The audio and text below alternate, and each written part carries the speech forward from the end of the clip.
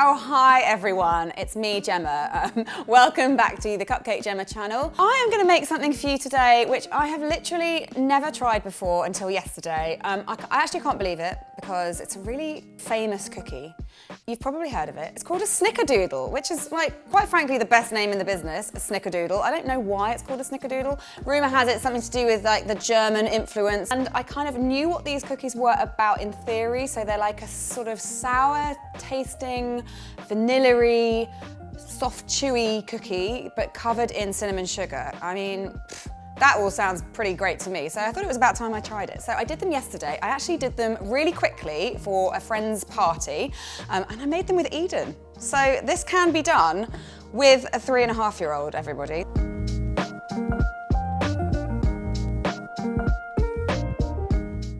Really easy, you don't even need to do it with a mixer if you don't want to. You could do it with a wooden spoon or a hand mixer. I'm gonna start by beating up my butter and my sugar. Now I'm gonna put all the ingredients amounts into the description box below, so don't fear, it'll all be in there. And also don't forget, if you're a member of the Bake Club, you will get access to a downloadable PDF version of this recipe too. So head over to patreon.com and join the Bake Club if you haven't already.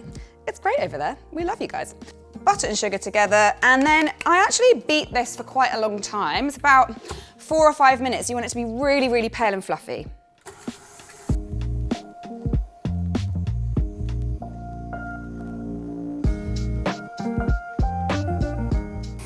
Because this is sort of quite a small amount of sugar to butter, or the other way around, I can't work it out. But anyway, it takes a little while to get beaten up, and if you're using a mixer like this, it is a good idea to just every now and then stop it and give it a little scrape down, just to make sure it's all getting really well incorporated and really well beaten.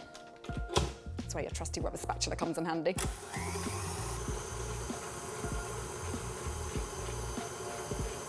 Do you want me to sing Let It Go from Frozen? Because I know all the words. No. I actually don't know the words. Hang on. I say you're too late. Go on too many dates. Is that right? Very good. Okay, it's time to crack on with the egg. But I am just going to give it a little scrape down just to make sure that because at the moment all the butter is basically on the sides of the bowl. That's not where we want it to be. We want it to be down at the bottom so the egg can mix in with it nicely. So, but as you can see, it's gone really nice and pale and fluffy. So yeah. That is looking real good. 1 medium or large egg. And then for some flavour, a nice teaspoon of good quality vanilla extract. Don't use any of that essence rubbish. We're not here for fake vanilla, we're here for the good stuff. And if you want some of the good stuff, you can buy this at CupcakeJemma.com. You can buy this very bottle, well not this very bottle because I'm using it, but you can get a new one of these. So we're gonna cream it. The word is creaming, and this will take about a minute. Again, if it looks like it's spreading up the sides and not really creaming properly, just stop it, give it a scrape down at the sides, down at the bottom, make sure it's all really lovely and creamy.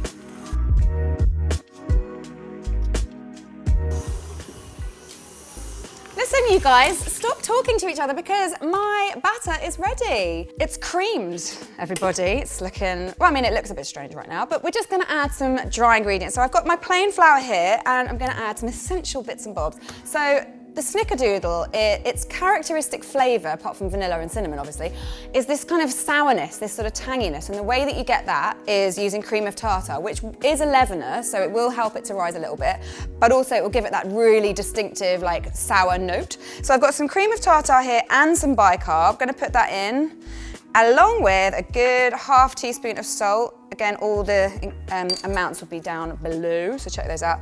Just give it a little whisk first. I don't bother, actually I never bother sieving my dry ingredients when I'm making cookies because it's not like a question of lightness like it is for cakes. I do always whisk them together because I think it helps incorporate them. This is going to be a folding job, so I'm actually going to take my paddle off and my bowl off and just do this by hand. You could do this with the mixer if you wanted on like a low speed, if you really couldn't be bothered. But you know what? I'm feeling energetic today and I'm going to get my fold on. In it goes.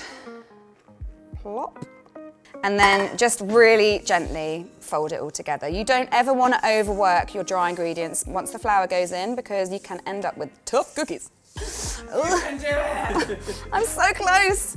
So you want to keep sort of pressing it and scooping it until it stops being dry and crumbly and starts being more dough-like. And here we are pretty much. So it's not in a nice dough ball, but I am going to let it rest for a little while just to let the flour sort of rest. But I have done a couple of tests with this recipe yesterday. I did actually do this yesterday with my little girl.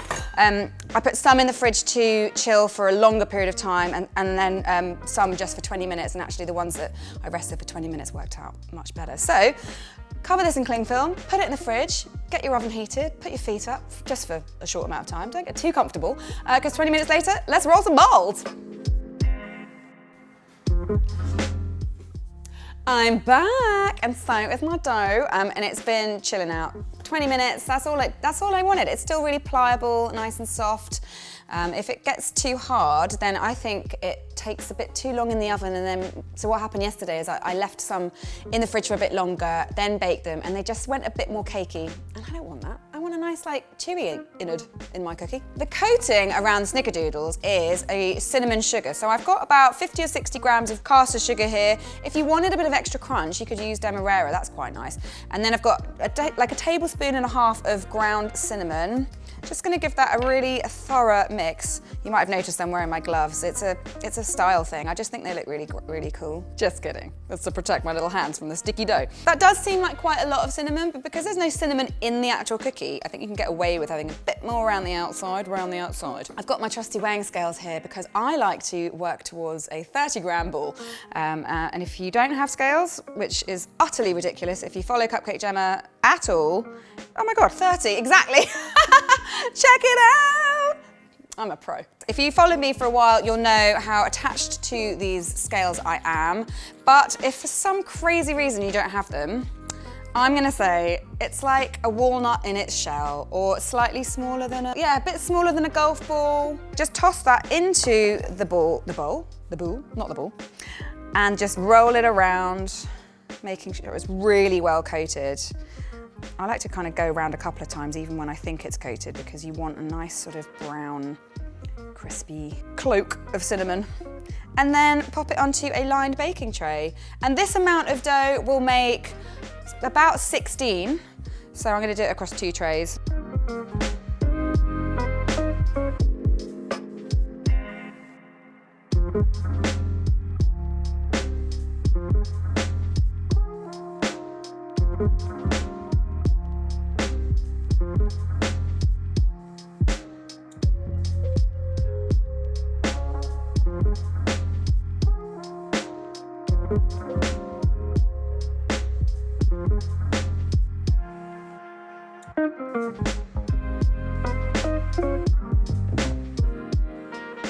Done, my balls are all rolled.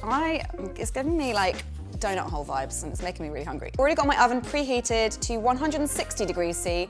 It's a fan-assisted oven, so do your adjustments if you haven't got a fan-assisted oven.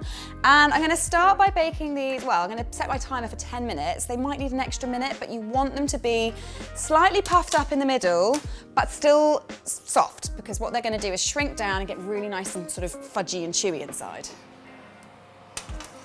In you go, little balls. To see you on the other side.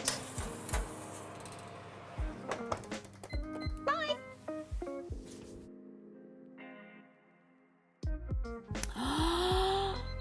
What's that beeping? It sounds to me like cookies are ready. Let's get these guys out. Oh yeah.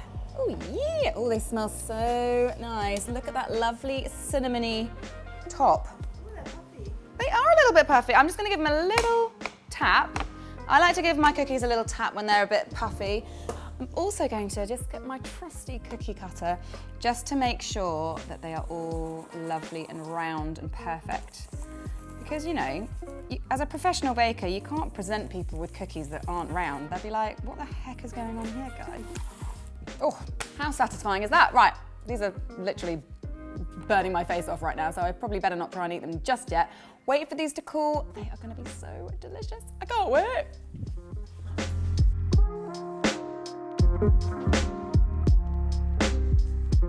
Oh, well, let's finish this video because these cookies have baked. They look amazing. Amazing. They smell So delicious, like just cinnamony and vanilla-y and yummy. I'm gonna eat this one. And as you can see, they're kind of soft in the middle. So they don't sort of snap like a biscuit. They're really, they're soft and chewy.